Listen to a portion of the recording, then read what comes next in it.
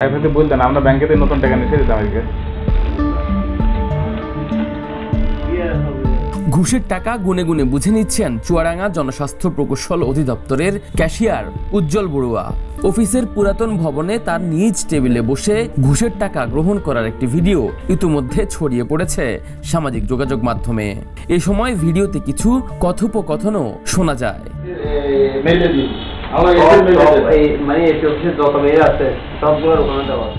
এরপর একজন কিছু টাকা বের করে উজ্জ্বল বড়ুয়ার হাতে দেন এবং বলেন, টাকা তো সব আপনাদের অফিসেই দিয়ে দিলাম, আমাদের কিছু আছে?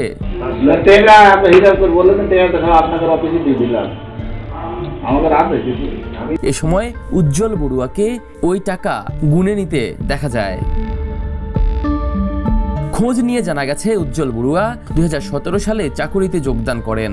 ওই সময়ে তার অর্থনৈতিক অবস্থা খুব একটা ভালো ছিল না। তবে বর্তমানে বিলাসবহুল দ্বিতল বাড়ির মালিক উজ্জ্বল বড়ুয়া। এছাড়া 3টি ট্রাক, একটি সিএনজি, 2টি দোকান সহ নামে বেনামে বিপুল সম্পদ গড়েছেন তিনি। দুর্নীতির বহু অভিযোগ ও আওয়ামী লীগের পদধারী হয়েও এখনো তিনি চুয়াডাঙ্গার জনস্বাস্থ্য প্রকৌশল অধিদপ্তরে ক্যাশিয়ার পদে বহাল তবিয়তে রয়েছেন। এই বিষয়ে জানতে চাইলে পাল্টা প্রশ্ন ছুড়ে অভিযুক্ত উজ্জ্বল বড়ুয়া বলেন, ভিডিওতে যাদের দেখা যাচ্ছে তাদের কোনো অভিযোগ আছে এই বিষয়ে মন্তব্য করতে আমি ইচ্ছুক নয়। মিডিয়ায় কথা বলতে নিষেধ আছে আমাদের।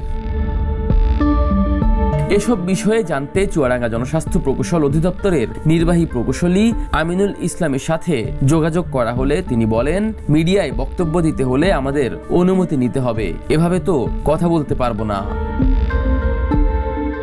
আফতাব শুভ, দ্য নিউজ।